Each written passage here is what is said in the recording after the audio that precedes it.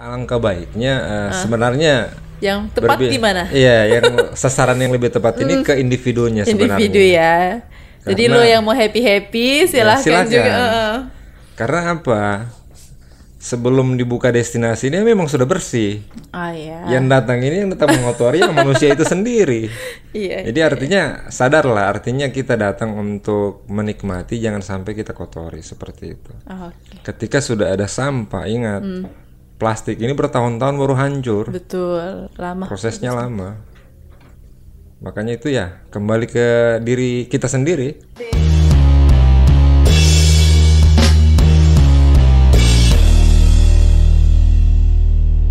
Assalamualaikum warahmatullahi wabarakatuh. Apa kabar sahabat Keriting? Semoga semuanya sehat walafiat ya. Amin ya robbal alamin.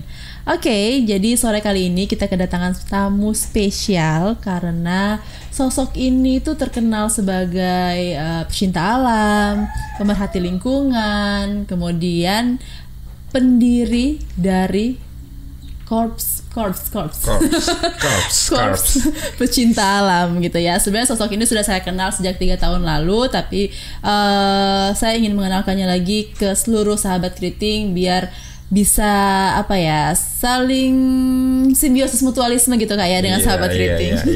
Oke, langsung saja saya sapa Brother Sutrisno Pulubuhu yang biasa langsung dikenal oleh banyak orang dengan sapaan Leo Bugi. Iya, Leo Bugi.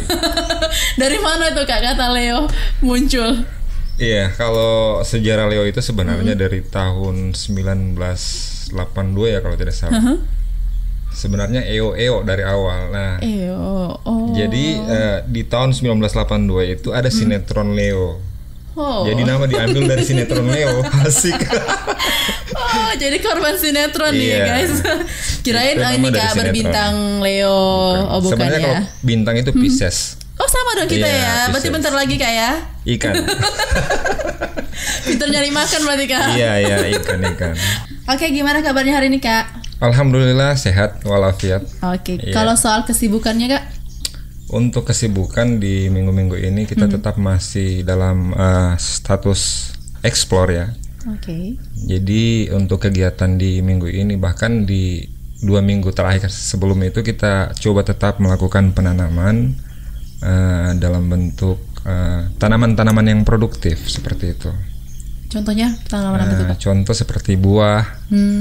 Karena kita memikirnya jangka panjang di 3-4 tahun ke depan itu bisa menghasilkan untuk terutama untuk kita sendiri dan masyarakat sekitar. Ya, siap. Nah, untuk lokasinya, pemilihan lokasinya seperti apa Kak? Jadi untuk lokasi ada 2 titik yaitu di Tapalulu'o, Telaga Puncak, sama Talomelito. Oke, jadi dikerahkan ke sana kayak. Jadi terima kasih banyak nih meskipun sibuk ternyata masih menyiapkan waktu nih untuk undangan Keriting. Oke. Oke. Nah, kalau belakangan ini kan dilihat di media sosial itu sepertinya begitu aktif menanam pohon nih ya kan, tadi seperti yang disampaikan Kak. Misi utamanya juga tadi udah Kak sampaikan bahwa untuk 3-4 tahun ke depan mungkin gitu Kak ya. Nah, kalau partisipasi dari masyarakat itu sendiri, apakah mereka ikut berpartisipasi atau kemudian hanya menjadi penonton teman-teman Korpala untuk Korpala kan Kak? Korpala dalam menanam pohon itu Kak. Kalau untuk wilayah Tapalulu'o sendiri itu sebenarnya apresiasi dari masyarakat itu sangat luar biasa. Jadi tidak harus mereka maksudnya untuk keperluan mereka juga tidak. Mereka lebih sadar akan lingkungan seperti itu. Makanya saya coba berikan ini tentang edukasi terhadap mereka bahwa kita menanam bukan untuk hari ini seperti itu. Dan ini terjadi selama ini. Interaksi antara kami khususnya dari komunitas pecinta alam, baik itu dari Korpala maupun dari yang lain. Bersama-sama melakukan hal itu. Oke, nah ini menanam pohon menjadi agenda rutin setiap tahunnya atau bagaimana Kak? Kalau untuk agenda rutin sebenarnya tidak.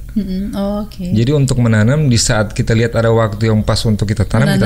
Jadi ibaratnya kita jalan 2-3 pulau terlampaui seperti Nyambil itu. Kayak. Tapi yang penting bermanfaat bagi masyarakat. Seperti itu. Nah kalau tadi kan bukan hanya fokus di Korpala aja ya, ada komunitas-komunitas lain mungkin, kemudian ada juga kesibukan lain. Nah, bagaimana seorang Leo Bugi memanage waktunya sampai kemudian bisa terus berada di tengah-tengah masyarakat gitu Kak? Kalau untuk manajemen waktunya itu pekerjaan dan hobi itu sebenarnya sinkron. Statusnya sekarang itu kan tetap masih di REDSI, program pemerintah vertikal di pertanian. Makanya dari apa yang saya dapatkan dalam BIMTEK itu saya coba aplikasikan ke masyarakat langsung, seperti inilah yang saya dapat. Jadi memang sinkron antara hobi pekerjaan, seperti itu. Jadi maksudnya nggak banyak yang seperti ini, tapi beruntung sekali bagi kalian ya bisa bekerja sambil menjalankan hobi. Hobi yang dibayar. Ya, ada satu lagi, satu lagi untuk 2 titik ini. Jadi ini menjadi proyek ke depan, insya Allah. Jadi ini sebagai tempat percontohan nanti di saat kalau dia sudah berkembang, kita lihat seperti apa nanti hasilnya. 2 titik yang menjadi lokasi penanaman ini bakal menjadi satu daerah percontohan untuk masyarakat dan khususnya untuk kabupaten ya, karena tepatnya di Kabupaten Gorontalo itu menjadi tempat agrowisata buah seperti itu. Itu targetnya. Tapi bukan fokus di satu buah Kak? Bukan, variasi buah, kita variasi. Beragam ya. Oke. Insya Allah berhasil Kak ya. Seperti semoga itu. Apa yang dicita-citakan. Semangat. Amin. Oke. Bagaimana tanggapan Kakak yang memang sudah sejak lama menjadi pecinta alam, kemudian pemerhati lingkungan, tapi melihat kondisi yang sekarang bahwa banyak justru para pendaki jadi-jadian ya dalam tanda kutip yang kemudian hanya mendaki demi sebuah konten, foto, selfie dan sebagainya. Apa tanggapan Kak Leo? Nah, ini yang perlu sebenarnya perlu kita tekankan lagi sebenarnya. Berbicara masalah soal alam sekitar itu semestinya dari organisasinya diri sendiri itu ya. Maksudnya ada sekarang ini susah membedakan mana yang pendaki sebenarnya, mana yang itulah Kak. Yang pendaki liar. Jadi kalau untuk pendaki yang sebenarnya yang pendaki sebenarnya itu mereka melalui proses. Jadi ada materi-materi yang mereka dapatkan dari indoor berlanjut sampai ke outdoor. Jadi aplikasi ruangan dan medan yang sebenarnya. Nah, kalau yang pendaki sebenarnya ini dibekali sebelum melakukan aktivitas di alam bebas, mereka sudah dibekali. Bedanya dengan para pecinta saya tidak mau klaim itu pendaki liar. Ya, maklumlah sekarang itu pada booming-boomingnya untuk spot foto. Betul. Tapi yang inti dari sebenarnya untuk lingkungan itu mereka tidak sadari. Bahkan untuk satu contoh untuk lestari sendiri ini ya, saya coba berikan edukasi terhadap Karang Tarunanya, Karang Taruna Puncak Lestari namanya. Di situ saya coba berikan pemahaman buat para pengurusnya bahwa tekan memang dari awal jangan sampai seperti destinasi yang lain dibebaskan masuk membawa sampah plastik, terus yang kedua miras, yang ketiga berteriak sembarangan. Nah, ini kan yang memang jauh dari konsep pecinta alam sebenarnya. Seperti itu. Tapi bagaimana kemudian Kak Leo yakin bahwa para Karang Taruna ini akan berhasil dengan menerapkan peraturan yang ketat itu, sedangkan mungkin di puncak-puncak lainnya itu lebih kemudian tidak menerapkan itu begitu. Bagaimana strategi dari Karang Taruna tersebut agar mereka bisa menjalankan peraturan yang ketat begitu, sedangkan mungkin banyak yang lebih banyak tadi yang juga jadi-jadian kan yang datang gitu, gimana? Untuk itu saya coba berpikir ini sebagai edukasi juga. Jadi kembali ke pengurusnya yang ada di situ di kawasan lokasi untuk objek wisatanya itu ya. Seperti kayak Puncak Dulamayo, kawasan Pinus, terus ada Bukit Arang dan lain-lain bla bla bla. Nah, untuk mengemas ini biar lebih kecil, saya coba mengawali hal ini dari Puncak Lestari. Karena saya sudah berikan pandangan terhadap mereka, jangan sampai lestari ini seperti yang lain, seperti itu. Kita berikan yang terbaik lah. Jadi mau sedikit pengunjung siap. Iya. Yang penting kita udah menerapkan aturannya, aturan yang tadi konsekuensinya gitu ya. seperti itu. Mau sedikit ya berarti alhamdulillah nggak apa-apa. Yang penting yang datang berarti orang-orang yang tahu, sadar diri, ya, betul. Sadar diri. Yang menjaga alamnya. Bawa gitu kan. pulang sampahmu. Iya, seperti itu. Nah tadi kan Kak bilang itu ada materi indoor, materi outdoor. Nah itu Oke. sebenarnya bisa di-share ke sahabat kritik nggak bahwa apa saja sih materi yang didapatkan dari para pecinta alam yang memang mengikuti pembelajaran sejak awal itu Kak? Ya, kalau untuk materinya itu di indoor ya tidak jauh-jauh dari pertama itu pembekalan masalah mengenai pemahaman peta dulu ya. Oh, Di mana nanti kita akan turun, yang jelas aplikasinya kita akan coba buka peta di titik mana, koordinat berapa. Jadi manajemen perjalanannya kita ambil dari awal seperti itu. okay. Terus yang kedua persiapan perbekalan apa saja yang nanti akan kita bawa. Oke, termasuk mungkin yang plastik-plastik ya, yang Iya. kita bawa berarti plastik, berarti kita harus siap apa begitu. ya. Oke. Ada polybagnya atau apa itu kan. Jadi kita bekali seperti itu. Nah, untuk awalnya juga itu sudah sebenarnya sudah masuk di teknis ya. Iya. Jadi kita masuk dulu ke organisasian seperti apa, garis koordinasinya seperti apa, bagian-bagian dari bidang-bidangnya apa. Itu kan ada bidang rock climbingnya, ada cavingnya, ada mountaineeringnya, terus ada lingkungannya, ada kerohanian. Itu materi-materi di indoor. Oke. Setelah ini semua dibahas dalam 4-5 hari di indoor, Di indoor. aplikasinya di outdoor. Berapa hari itu bisa biasanya? Di outdoor itu bisa sampai 3-4 hari. Oh, oke. Seperti itu. Jadi memang dipraktekkan semua nih Kak, Iya. apa yang sudah didapatkan di indoor tadi. Orientasinya nanti di lapangan seperti itu. Oke. Jadi memang matang siap. betul-betul. Benar. Seperti itu. Jadi ada ilmunya lah ya Iya. sebelum naik ke. Ibaratnya seperti ini ya. Jadi kan jangan sampai kita sendirian jadi korban. Kita mau ke tempat yang kita tuju tapi kita tidak tahu kalau mau apa. Bunuh diri. Apa yang mau kita persiapkan seperti itu. Iya, Jadi kan, iya. ya ini bahayanya dua, subjek sama objek. Iya. Bahaya yang datang dari diri kita sendiri dengan dari alam itu sendiri. Jadi luar biasa ya memang persiapan yang harus dimiliki secara ilmu pengetahuan, pengalaman dari para pendaki itu sebenarnya. Iya. Nah sekarang Kak tidak bisa dipungkiri bahwa semenjak adanya film 5 cm di tahun 2012 itu kan sangat mengundang reaksi banyak para pendaki-pendaki baru nih Kak ya. Iya. Nah, berdasarkan penelitian dari Trustback Community juga bahwa di tahun 2015 itu sekitar 200 sampai dengan 300 pengunjung per hari di Gunung Semeru hanya untuk menyaksikan keindahannya Ranukumbolo.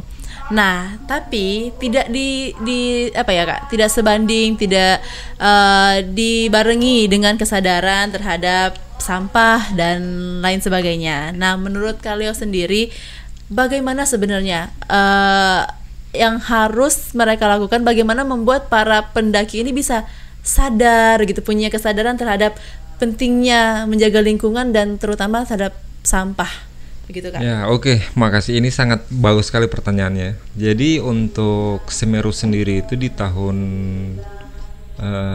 sejak 5 cm ini diluncurkan. Iya. Dan sebelumnya itu juga memang ada Rame. sebenarnya sih. Iya.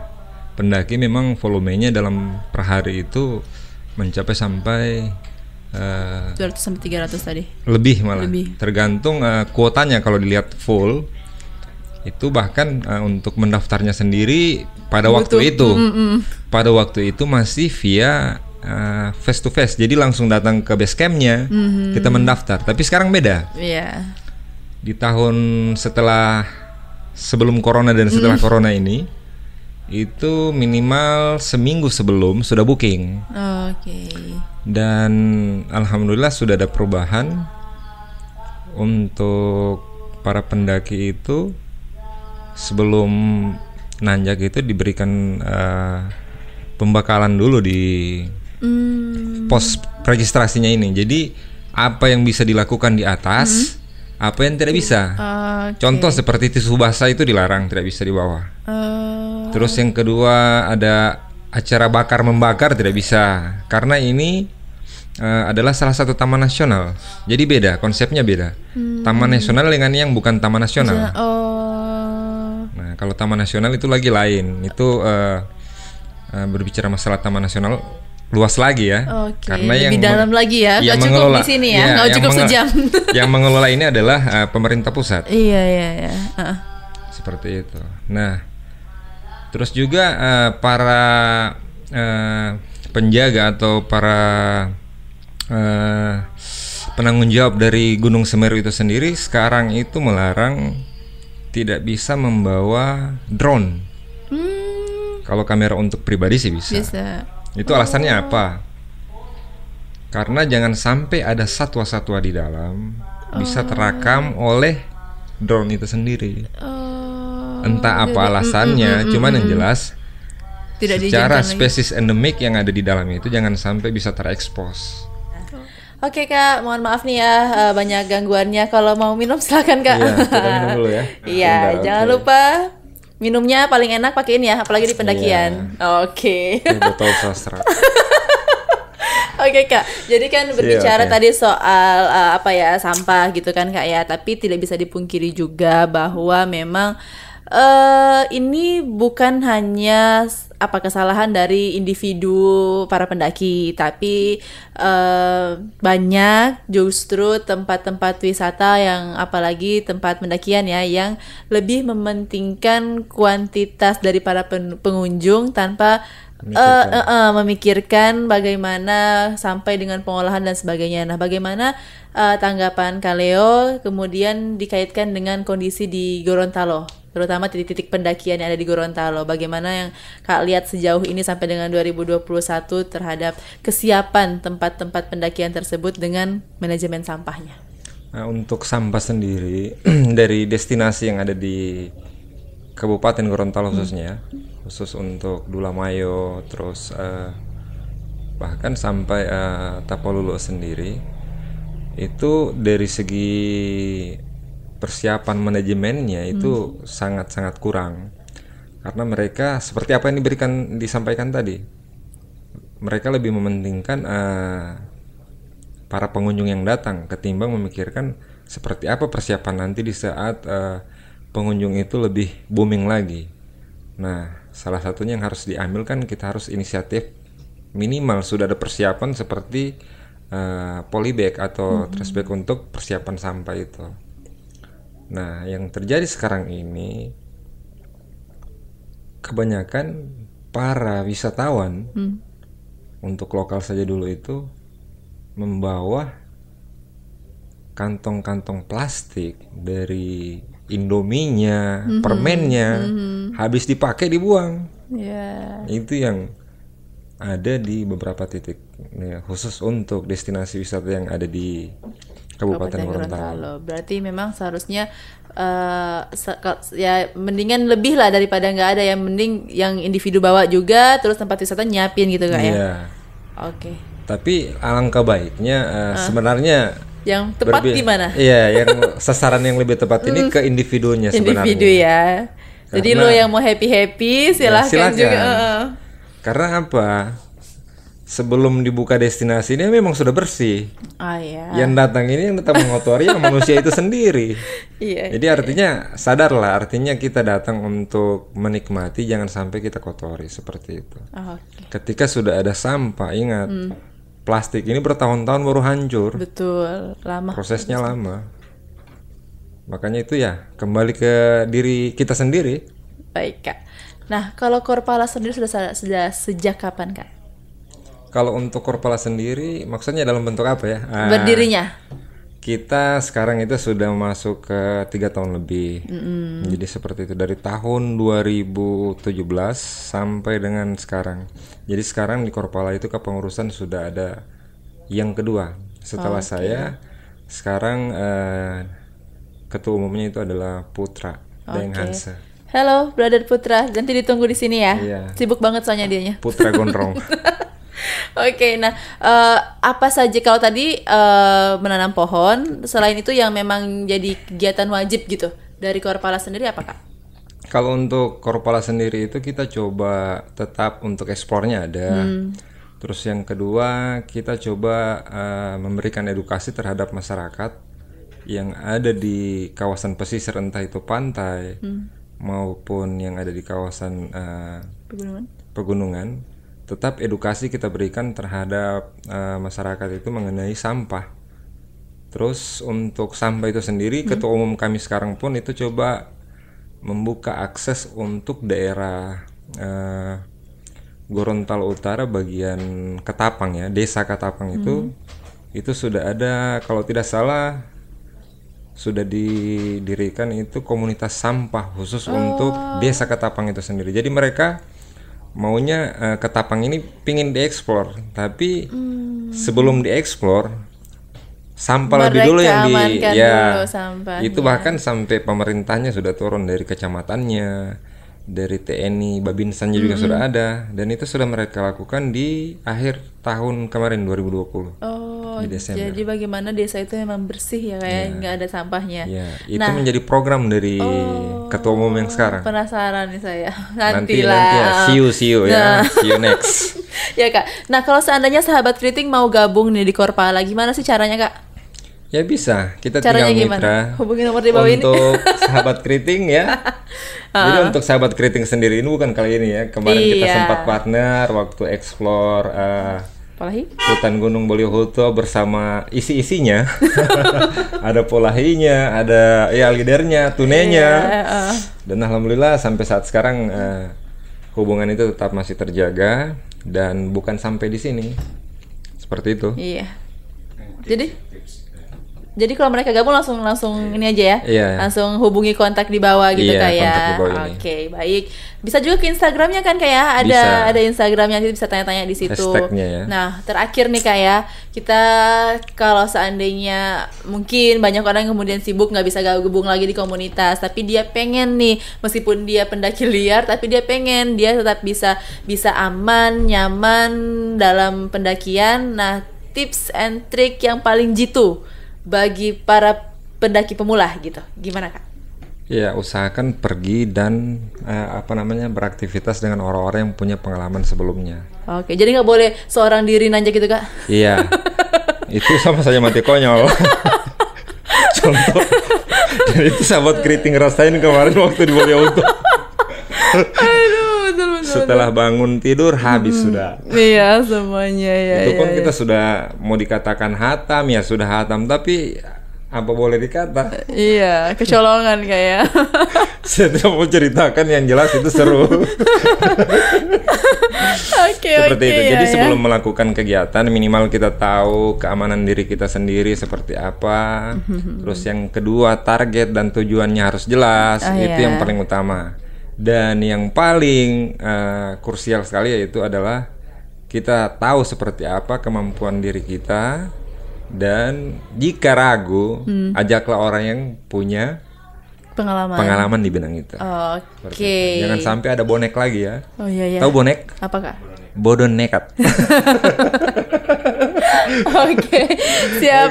Makasih banyak Kak ya. Diskusi kali ini sangat seru sekali, terutama bagi para pendaki pemula yang memang mungkin tujuannya bukan untuk olahraga hiking dan sebagainya, tapi lebih bagaimana bisa mendapatkan like terbanyak mungkin. Tapi jadi tetap dapat like-nya banyak, tapi dapat pahalanya banyak juga dengan tetap memperhatikan lingkungan yang ada. Jangan sampai Anda ditinggalkan like banyak oleh teman-teman netizen Anda, tapi Anda juga meninggalkan banyak sampah di sana. Jangan sampai kayak gitu ya. Oke, always think creative with Kriting. Thank you so much. Bye-bye.